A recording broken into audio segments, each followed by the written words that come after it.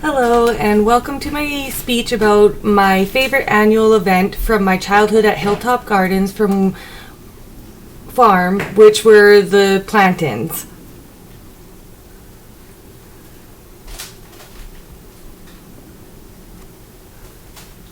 About 5 kilometers north of Spence's Bridge, BC, is a farm called Hilltop Gardens.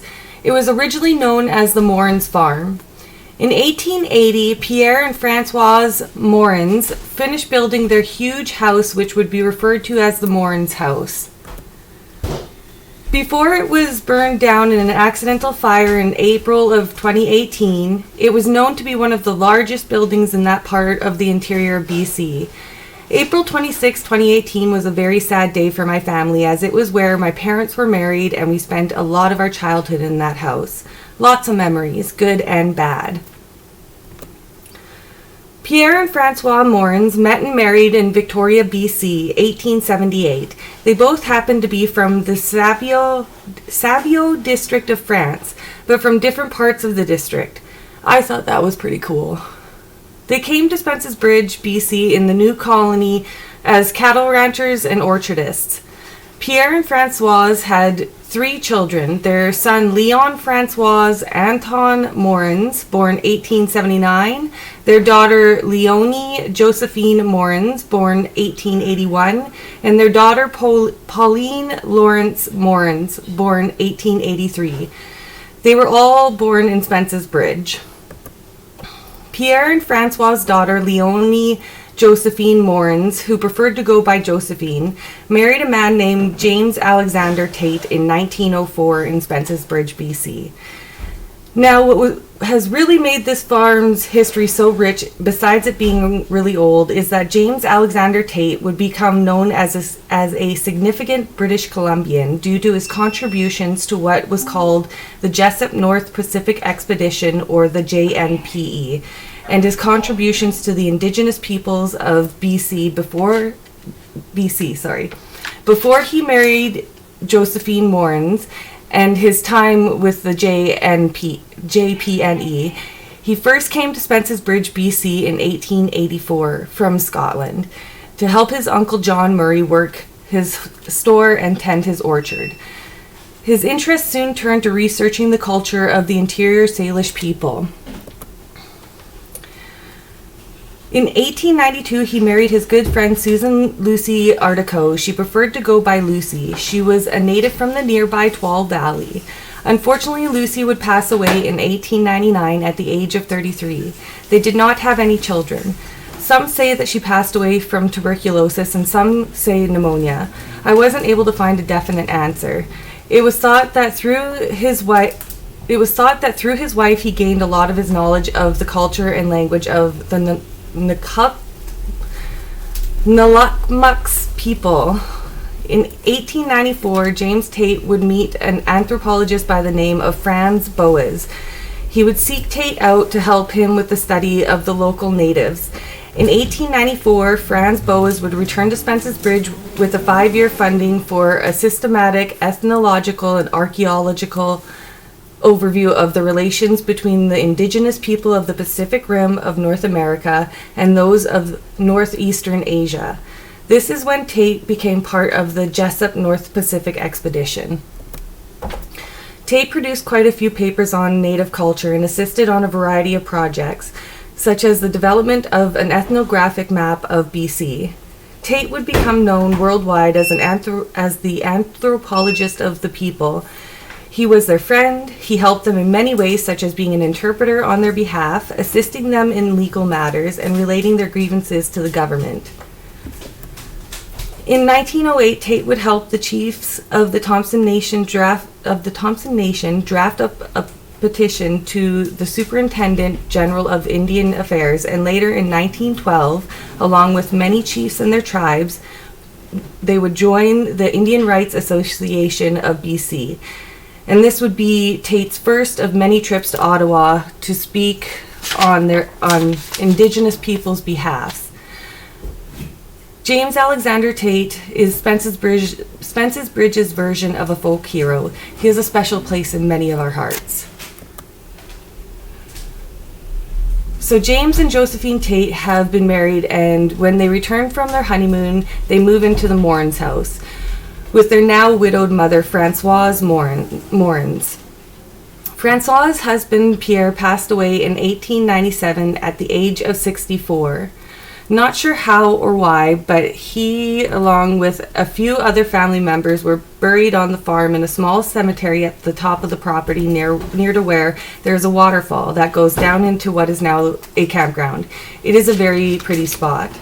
James and Josephine Tate had 6 children. All of their first names are Norse.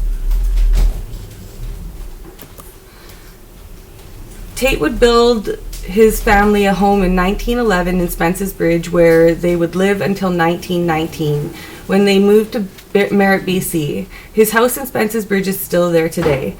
During this time and into the 1960s, the Morins house would be used as a roadhouse on the Caribou Road. A blacksmith would move into the small cottage next to the fruit stand and work out of the huge shop behind it. It would also be used as a home for the station master when the Canadian Pacific Railway pushed through, and later it served as a bunkhouse for laborers. So I kind of tried to label a few things on there. In the 1960s, a man named John Stepp purchased the farm and moved his family there. They renamed the farm Hilltop Gardens. He eventually asked his sister Lolly Rice and her husband Wayne if they would move there and help him work the big farm. Wayne and Lolly have 2 daughters, Shannon and Kelly. Wayne has 3 sons, Steve, Dave, and Mike, from his first marriage, and who were still living in the U.S. at the time, near their mom in Seattle, Washington. In 1971, John Stepp would retire and move away from the farm. He would have his sister and brother-in-law take over the farm. Steve and his children and his brother Mike and his 2 children moved up to Spence's Bridge and onto the farm in the late 1980s. Steve and his children lived in what is now known as the Big House. Mike and his 2 children lived in a modular home below the Big House, and their parents, Wayne and Lolly, lived in the A-framed house out on what we called the Point. On June 1st, 1991, my mother, Paulette Reed, married Steve Rice in the yard of the Big House. We were now a family of 7. I now had 3 new siblings, a ton of new cousins, aunts, uncles, and grandparents, and I lived on this cool, giant farm. I loved it. On the farm, we grew tons of different vegetables and fruits. There were cherries, peaches, apples, pears, apricots, plums, cucumbers, lemon cucumbers, raspberries, grapes, strawberries, pickling cukes, tomatoes, melons, corn, hot and sweet peppers, zucchini, squash, and pumpkins. There were also different varieties of other things, but I'm pretty sure I got them all. Come early spring, we would have a lot of seeding and then transplanting to get done. Tomatoes were our biggest sellers, so to give you an idea of how big of a job the seeding and planting was, just in tomatoes we would plant anywhere between 9,000 and 10,000 tomato plants. That's not even including the rest of the things we needed to plant for the season. Which now brings us to my favorite childhood pastimes, where I created some of my favorite memories, plant-ins. Originally, John Stepp and my grandpa and grandma Rice came up with the idea of the plant-in. So they invited their extended families, friends, and acquaintances to come out to the farm and have a fun-filled weekend of planting, good times, and good eats. They planned it for the May-long weekend, and it worked brilliantly. This kept on until John retired and left, but then it was just too much for my grandparents to put on, especially on their own. The plant-ins stopped after that until 2 years after my parents were married, and my grandparents had retired and turned the farm over to my dad and Uncle Mike. Come early spring, we would start to prepare the greenhouse. After the greenhouse was prepared, we would fill the beds in the middle of the greenhouse with soil and seed them with the many different veggies that we grew. Once the seed grew a bit and had their true leaves, we would start our transplanting. With transplanting, we had 3 jobs that we shared. Someone would fill the cells in the trays with warm, damp soil. Another would then take those filled trays and do what we call dibbling the trays. This just means that someone would take a pointed stick about the roundness of your thumb and about 5 inches long and poke holes into each of the cells of dirt, trays of dirt. Then these would be stacked beside the people who would then take these prepared trays and transplant the seedlings into these trays. There were many long days spent getting this done. Once the ground was soft enough, we would go out and prepare the fields. We would start with cultivating the fields, and us kids would do what we called rock picking, which meant that we went behind the tractor with the cultivator attached to it and picked up the big rocks that it would turn up and throw them into the back of one of the farm trucks. This was fun, but a physically demanding job. Then we would all help stake out the fields, section out the patches, lay the PVC pipe or the headers.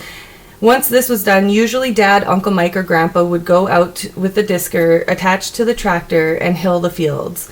Then we would lay black plastic, a drip line underneath that plastic. The drip line had to be in the middle of each hill or row, and the plastic would cover the drip line and each hill or row. So one of us would drive the tractor, usually an adult, to make sure that the rows were straight. Another person would ride on the plastic layer, which is attached to the tractor. This person's job was to watch the rolls of plastic and the roll of the drip line and yell if we were running out or if it was coming off of its track. The rest of us took turns covering the edge of the plastics that the discs of the plastic layer didn't manage to cover with dirt. If it doesn't get covered properly and it gets windy, it will rip out of the ground. By this time, I can hardly wait to see all the family and friends that would arrive to help us plant these thousands of tomatoes. It was like a giant family reunion, but not. Okay, so a couple of days before the planting, we would all come together at the big house and start to bake and cook up a storm for the giant feast that we would provide on the night that we finished the planting. Thank goodness there are 2 big walk-in coolers on the farm. The day before the planting is when mostly everyone would show up, as we would want to start planting as early in the morning on the planting as possible, so that hopefully we were close to being done before the hottest part of the day. Most of the time we would finish about mid-afternoon, depending on how many people actually showed up. My siblings and I would be so excited. All day we would be waiting in the campground for people to start showing up. Once they arrived, we would stole away with their children while they set up their camps. It was nonstop fun after that. Earlier in the morning on planting day, some of us would wake up at first light and meet at the greenhouse with one of the tractors and the big flat deck trailer. Load the trailer with tomatoes, take them out to the field. The others would meet at the big house and prepare a giant breakfast for everybody. Then the people who were bringing the plants would quickly stop in, eat, and then we would all head out to the fields. Usually my Grandpa Rice, my dad, and my Uncle Mike would still be out there punching the holes in the rows of the field. Some of the kids would be charged with bringing them their breakfast and coffee. Turning on the water and punching the holes are one of the first steps that need to be started at a little bit ahead of the planters, as you want the dirt wet before planting, and you don't want people sitting there waiting for the holes to be able to plant the tomatoes. Before everyone starts, one of the adults, usually my dad, as he has a tendency to break out in speeches that manage to get everyone raring to go. At the end of this speech, he would also go through what you needed to do before starting. For those of the guests who were smokers, they would need to wash their hands with milk to help neutralize the nicotine on their hands, as this can damage the plant's ability to produce healthy fruit. We just called it nicotine rot. Not sure what the technical name is, though. My dad would explain and show everyone how to plant the tomatoes as well. For those who were either too young or elderly to plant, they would have the job of dropping the plants or going around behind the planters and picking up the empty cells. My favorite job was planting. We had so much fun. There would be laughing, joking, music, and mud fights. Sometimes one of the hole punchers would accidentally nick the drip tape, and whoever had the roll of tape would have to run over and fix it and usually get soaked. But this also created many opportunities for mud. Mud and kids go hand in hand. There were even just dirt fights. The dirt ones were hilarious unless it happened to you.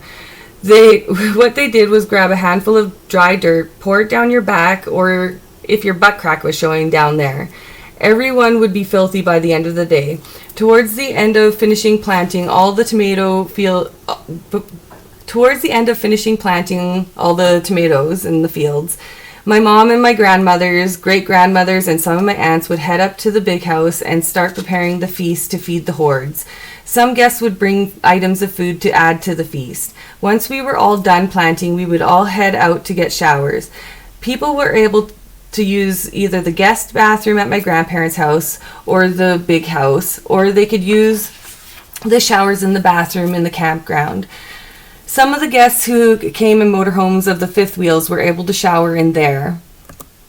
Then we would all hang out in the campground until the food was ready and brought down from the big house to the campground, where we would have one of the sites dedicated to the setup of the smorgasbord. Once dinner was done, we would light the fires and listen to live music and some recorded music, but that was only when the people singing or playing the instruments needed a break. Us kids would be running amok, spying and laughing on our crazy parents, dancing and making s'mores. It was a blast. The end.